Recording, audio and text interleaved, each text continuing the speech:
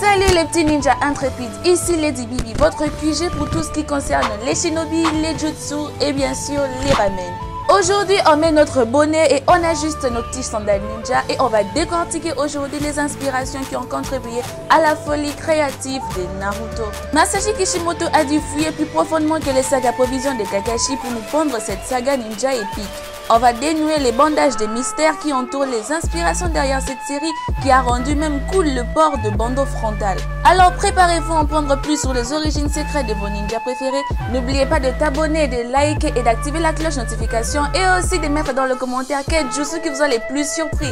Et maintenant c'est parti, entrons dans la découverte inattendue et hilarante derrière cette série Naruto.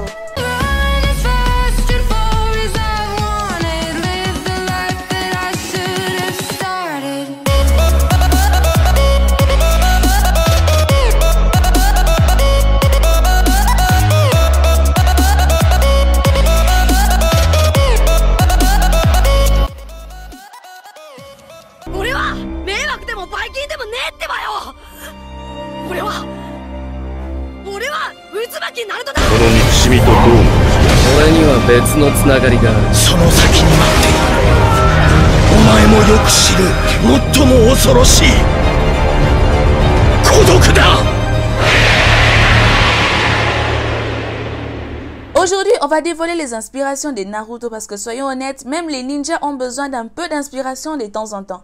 Masashi Kishimoto, le gourou du ninja, a puisé dans un mix aussi étonnant que les choix vestimentaires des bad guys.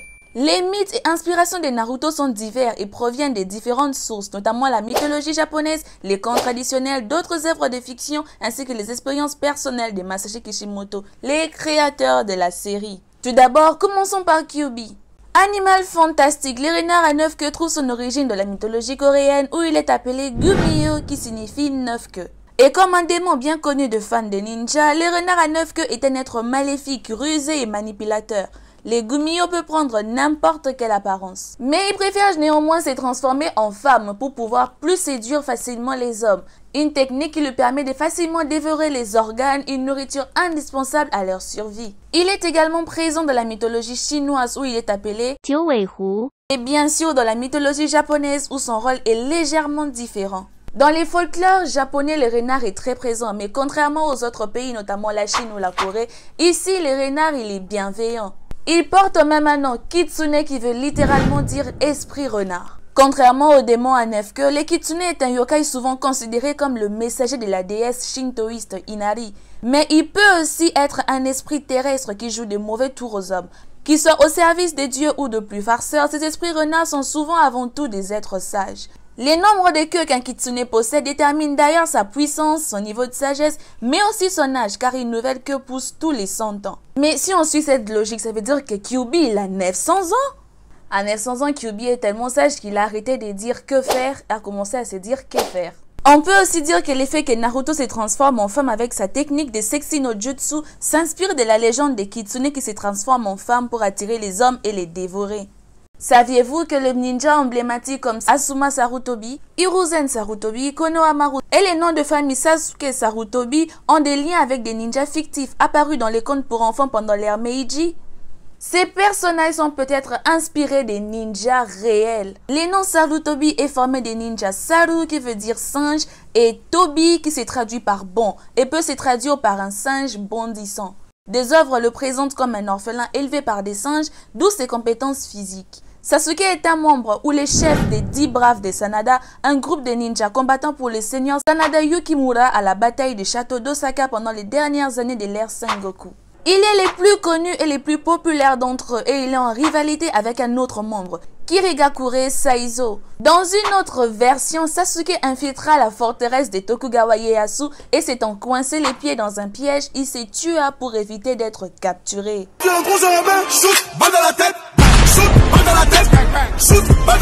C'est un peu comme se donner une mort théâtrale pour échapper à une amende de parking. Passons maintenant à la légende de Jiraiya Goketsu Monogatari. Jiraiya Tsunade et Orochimaru viennent du conte japonais La légende du gala Jiraiya, Jiraiya Goketsu Monogatari. Dans ce conte, Jiraiya est un souverain ruiné qui part au mont Myoko où il apprend la magie des crapauds et il se fait transformer en crapaud. Plus tard, Jiraiya rencontre Tsunade qui l'épouse. Tsunade maîtrise la magie des escargots ou des limaces. Yashagoro, serviteur jaloux de Jiraiya, reçoit la magie des serpents et change le nom pour Orochimaru. Jiraiya et Tsunade affrontent Orochimaru, sont empoisonnés et tombent inconscients. Les contes s'arrêtent sur cette scène-là. Tout ce que je comprends, c'est que Jiraiya, le roi qui a échangé son trône contre une armée de crapauds, Tsunade qui a décidé et la magie des escargots était la nouvelle tendance, et Yashagoro qui a fait une crise d'identité devenu Orochimaru, le serpent maudit. Je pense que c'est un véritable soap opéra de la magie ninja. Les personnages de Sasuke Uchiwa. Je ne suis pas un fan de Naruto. J'ai étudié l'un de mes personnages préférés, Ieyasu, et j'ai réussi à créer Sasuke. Les Sharingan et certaines de ses autres techniques ont été inspirés par lui. Cette phrase a été prononcée par Kishimoto lui-même lors d'un entretien qu'il avait avec une mangaka en 2009. C'était pour la 10e anniversaire de la série Naruto. Ça a été publié dans les Naruto Tales Chronicles mini-book que les gens ont traduit en anglais à partir du japonais. Ieyasu est un personnage du célèbre manga Yu Yu Hakusho de Togashi. J'ai déjà parlé de Yu Yu Hakusho sur ma chaîne. Si tu ne l'as pas encore vu, le lien il est juste là. Clique sur ce lien et tu sauras tout ce qu'il y a à savoir sur Yu Yu Hakusho, qui est juste une pépite. Un des mangas que j'ai adoré lire, un des animés que j'ai adoré regarder durant cette année 2023. Dans les livres Naruto 10th Anniversary Chronicle Book Mini, il y a une interview entre Masashi Kishimoto et Yoshihiro Togashi. Les deux se vouent une admiration mutuelle et il n'est pas un secret que Masashi Kishimoto s'est inspiré de l'univers de Togashi pour créer sa série Naruto. En effet, la technique de clonage de l'ombre de Naruto a été directement inspirée par Yu Yu Hakusho. Elle a été inspirée par un personnage nommé Suzaku, en particulier sa technique Prism of Seven ou Dark Spectral Siege Formation qui divise les méchants en 7 versions de lui-même. Ironiquement, Kishimoto regrettera plus tard sa décision d'incorporer les Shadow Clone Jutsu dans sa série, surtout aussitôt. C'était un défi non seulement de les reproduire artistiquement, mais aussi d'établir un niveau de puissance très élevé pour Naruto. Suzaku a fait ses débuts dans les chapitres 34 du manga de Yu Yu Hakusho et dans l'épisode 14 d'adaptation animée.